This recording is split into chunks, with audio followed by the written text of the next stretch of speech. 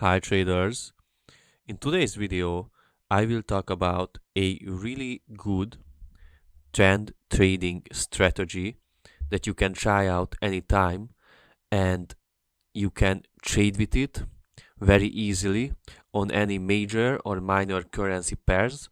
Plus you can trade on cryptos and metals but with different stop loss because of the different volatility, of course. So in this video, I will share an EMA ADX plus RSI strategy with you. Now, EMA stands for Exponential Moving Average. The ADX is the Average Directional Index, and the RSI is the Relative Strength Index.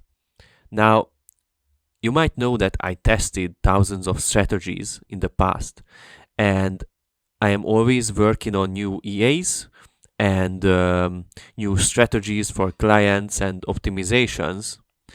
And so it is really important for me to find the good combination of indicators and stuff. And the ADX EMA RSI combination turned out to be one of the best indicator combinations of all time when I started to test it. So I will share more than one strategies and more than one for different kind of instruments with this kind of combination with you. So let's just jump into it. Now let's start with a buy trade example and how you can trade the strategy with this kind of combination on EUUSD. So the buy example is the following. We will use these three indicators. So the first condition is the following. When a 22 period EMA crosses above a 150 period EMA, that is our first condition that we have to follow. What is the second condition? Because we have two confirmation conditions to this strategy, so it will remain viable and it won't lose its profitability after a few weeks or months. The first confirmation is an ADX that is a 14 period ADX. The 14 period ADX has to be above 28.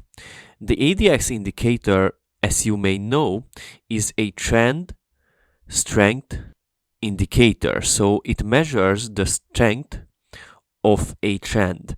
And so the indicator, either if it's a buy trade or a sell trade, has to be above a certain value if we want to measure the trend with it.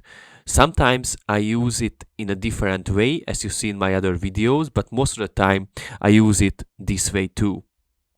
So then our second confirmation is the RSI. The RSI has to be a 14 period one. In this case, it is a default one, but because it is the second confirmation, we don't have to really go and use another number for the period, and I say this because in many of my videos tell you that you can't use the default number for an indicator, but that rule is mostly for the strategies that are using one single indicator or two indicators, but as a second confirmation you can use the default number most of the time. Of course you can play around with different numbers, that's great, but in this case the 14 period is good. So the 14 period RSI has to be above 53. This is our second confirmation. If you take a look at the chart, here is our crossover that the 22 EMA crossed above the 150 period EMA. Here's our first confirmation. The ADX is above 28. And our second confirmation is there as well, that the RSI is above 53. So all our conditions are met and we can take the trade. So we took the trade, and as you can see, it is a multiple hundred pips trade, so it was a great one. And now I tell you all about the exit parameters, because as you may already know, the exit parameters are just as important as the entry parameters, and in most cases it is even more important, because just imagine if you have a great entry strategy but you have a bad exit, then you will lose. But if you have a pretty bad entry strategy but a great exit strategy, that you can still manage the trades to be profitable even if you had a bad entry. So exit strategy is extremely important. Here we have a three-way exit strategy. Our first rule is an EMA crossover, and I will tell you the crossover condition first and then the other ones. So our condition is that when the 14 period EMA crosses above the 130 period EMA, then it is our first indicator-based condition that has to be happening at that moment when you close the trade. Now we have a filter, and that is that you have to wait 2300 minutes after the entry of the trade, and only after that you can start to look for the exit of the trade. It is really important, and most people don't even know that how important it is.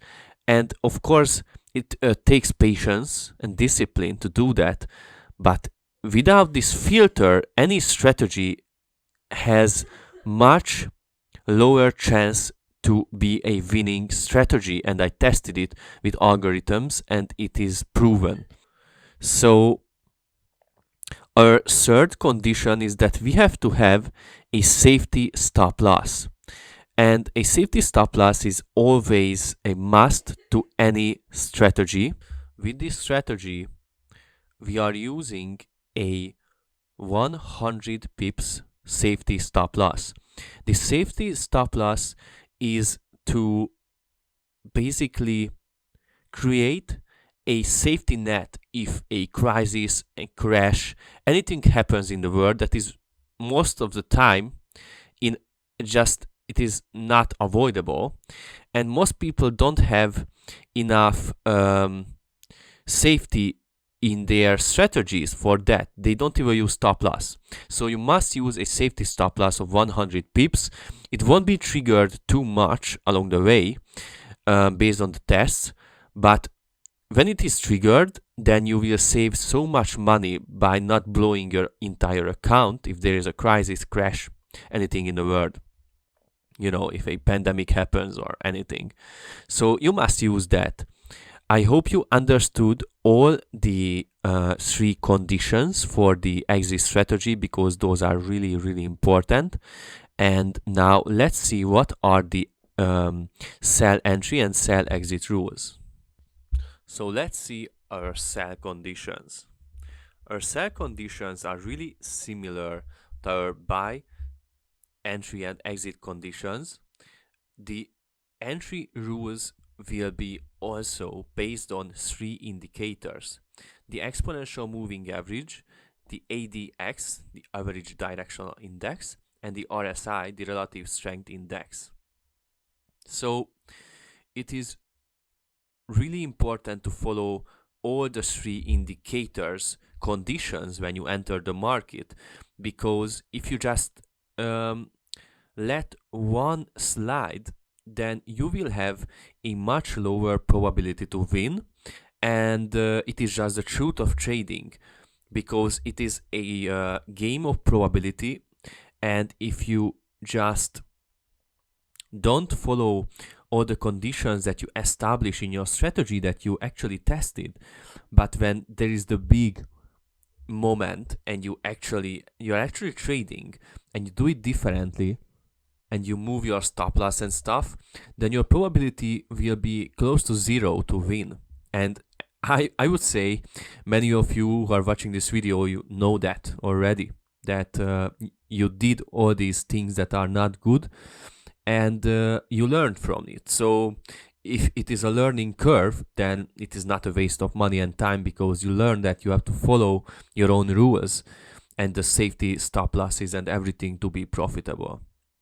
So a first condition for the sell entry is that when a 22 period EMA crosses below a 220 period EMA, then it is our first condition, and based on that we will analyze the second two. We'll analyze the two confirmation indicators if we can take the trade. So our first confirmation indicator is the ADX, and a 14 period ADX has to be above 10 when we take the trade. And our second confirmation indicator is the RSI, and the RSI has to be below 53, and the RSI's period is 14 as well. And if you take a look at it, all of our confirmation indicators, confirmation conditions, and our EMA crossover happened, so we can actually go and take this trade, and let's see how it performed. So it performed pretty good, and these are not so tight rules that you can't follow them, and I made this strategy this way intentionally, so the urge to break your own rules won't be as big as it would be with a really tight strategy, a really difficult one for beginners. Now let's see what is and what are the exit conditions of a sell trade. So here we will be using an EMA crossover, an exponential moving average crossover, and so when the 78 period EMA crosses above the 120 period EMA, then it is a first condition to close the trade. But you have to wait 5,000 minutes after the entry of the trade when you actually can start to look for the dynamic exit, so the crossover. And this additional filter gave such a boost to the strategy that it can be measured in tens of percents of gain and reduced losses. So it is really important to follow this rule, and in my recommendation, don't let it slide. And of course you have to use a safety stop loss that is the same in this case as with the buy and exit, and it is 100 pips. The strategy has a great risk to reward ratio, so you don't have to really worry about that this stop loss, safety stop loss would be too high. Now I want to show you the backtest results with 99.9% tick data and variable spread. Here we are, and you can take a look at all the statistics of this strategy.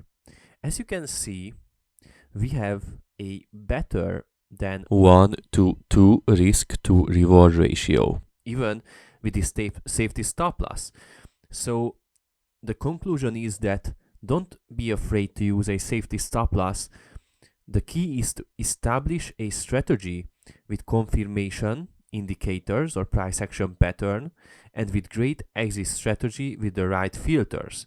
As you see, our drawdown is really low, and our largest profit trade is much bigger than our largest loss trade. It is really important to also mention that I always take a look at these 4 numbers, because for me those are the most important: the average profit trade, the average loss trade, the largest profit trade, and the largest loss trade. From these numbers we can have a really good understanding of the strategy that we are using. And if the profit trades of total is more than like 40-50%, then we don't even have to care about the win rate, because that is already better than a strategy with a 99% win rate and a very bad risk to reward ratio. It is just how probability theory and mathematics works. And gambling addicts can't really admit these things. They only care about the win rate, but that shit doesn't really matter. Now, I hope you enjoyed this whole experience or video. If you like this format, leave a like and subscribe. Ciao.